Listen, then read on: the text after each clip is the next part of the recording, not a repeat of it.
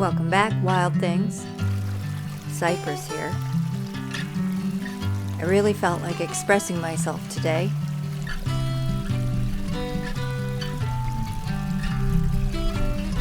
So I dolled up a bit and took to the woods. Want to come along?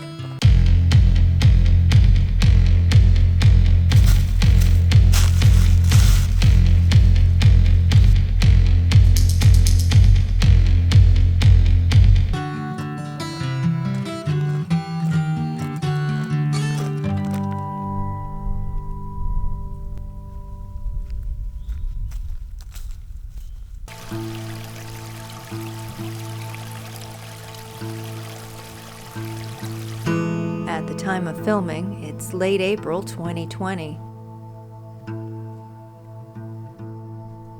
The human world is in a bit of turmoil. Everyone who can is socially isolating, and in a way, it feels like spring will never come. But spring has come, and the natural world is erupting in green and birds and little flowers.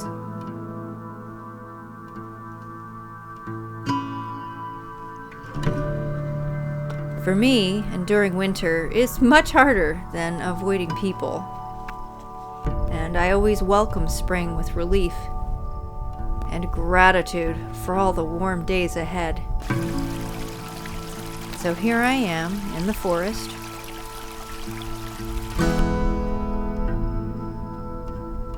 ready to soak up all that bright green life just bursting out of the dirt.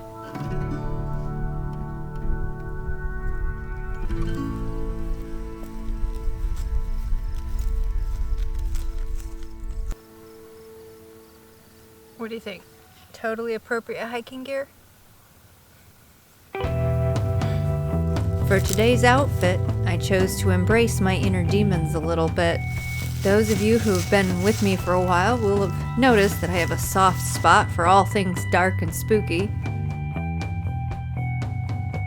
As far as I'm concerned, Halloween is relevant all year, and while I'm not a true goth, the aesthetic has a solid place in my widely varied wardrobe. For starters, this is my first experience with the Killstar brand, and I'm loving it. This dress is their Cosmo cold shoulder velvet dress. I found it on clearance, so it may not still be available, but it's very typical of the patterns and fabrics available on their website. Hashtag not sponsored. I don't know about you, but I really relish a good cold shoulder moment. The cut of this dress is very flattering in that it hugs my curves, enough to show them off, but also flares out just right to hide those few extra winter hibernation pounds. I find the sleeves charming. This long cuff, topped by this gathered bell sleeve, is just all kinds of yummy. And the velvet, oh yes! I've always felt so warm and snuggly, yet simultaneously regal in a velvet dress. And the fabric is further augmented with a burnout pattern all over, featuring moons and stars and constellations. I've always kind of wanted a magician's robe with these kinds of symbols, so I'm totally living for this design. The only thing I don't care for with this dress is the black ribbon bow situation on either shoulder. They're just too cutesy for me. I need to be more severe. But happily, they're attached via buttons and can be removed and replaced at will. Now, the dress is too short to do any serious bending or reaching, so I advise bike shorts or something underneath. Here, I have purple stripy tights from Spirit Halloween and athletic leggings underneath that to stay warm and to prevent any free shows.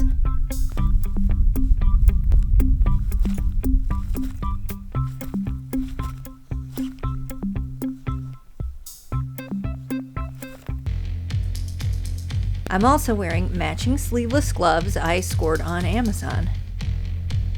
Why don't we wear these more? I think fingerless gloves should make a comeback. I mean, how cool is this look? These boots are 2-inch heels by Mia Shoes. I'd normally wear something higher, a lot higher, but these were a great compromise for rock and dirt and trails.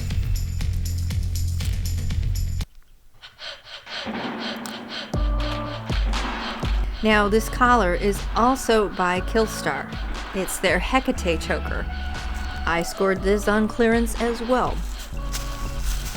I chose it for the crescent moon cutout in the front. I find it quite comfortable despite its bulk, and I love all the details. But it is a bit too big for my tiny neck, and I will have to add a hole to take it in by a good inch or two. Along with the choker, I've also put on an ankh and hung a large chunk of black tourmaline at the end of this long chain.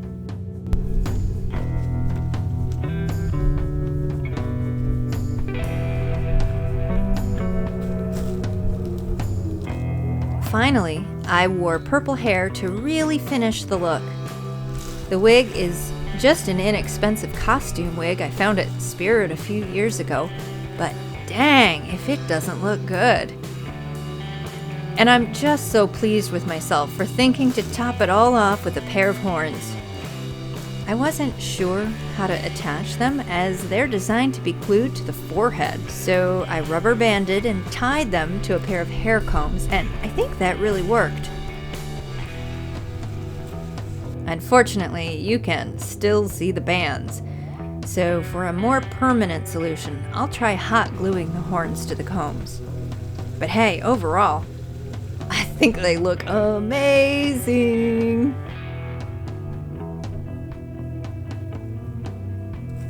Now, I did also add a long black sweater to this outfit. The day was chilly, not quite 60 degrees, and it was too nippy for me to be out in just my shirt sleeves, even with a wig keeping my head warm. The brand name on it is High Secret. I don't remember where the sweater came from. I've had it for so long, but it's long and that furry collar really sells it. Although I will point out that a knit cardigan in the forest will insist on taking the forest back with it.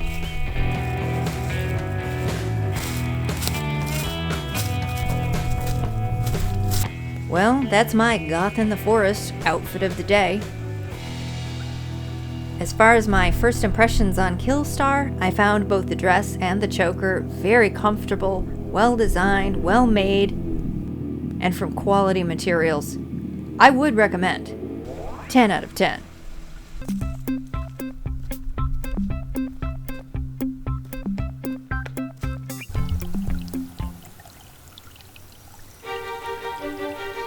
You know, there's something very nymph or sprite-like about being dressed up in a forest.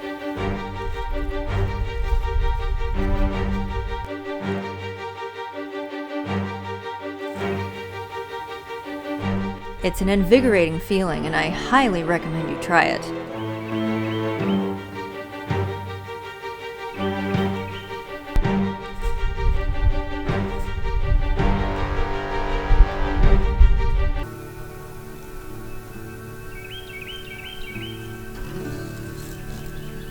I just had so much fun getting into nature in something a little more fashionable than sportswear and hiking boots. Instead of chugging full steam up the trails, I felt free to loiter and lollygag and just breathe it all in.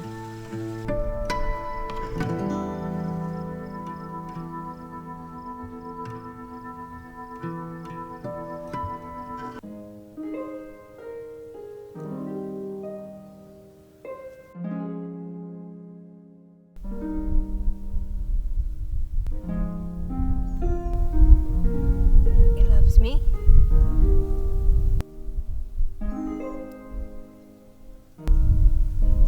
He loves me not.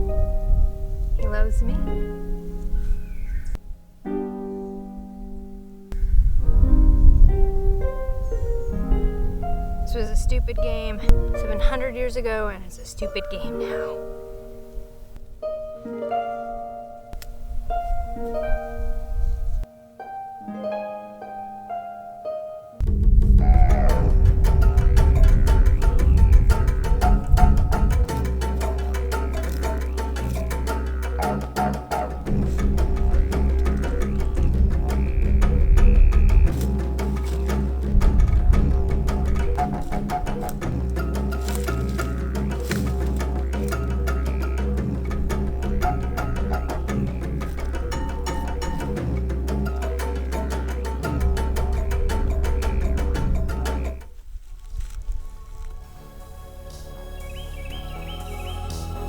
After a couple of hours of exploring, forest bathing, and general tomfoolery, the shadows started growing long and a nip returned to the air, letting me know it was time to leave.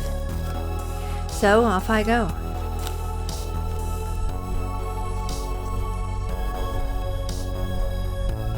Farewell, forest. Well, farewell for now. I'll be back soon enough with more mischief. Thanks for watching, Wild Ones. Thank you for joining me on this little spring forest romp. As always, I look forward to reading your comments.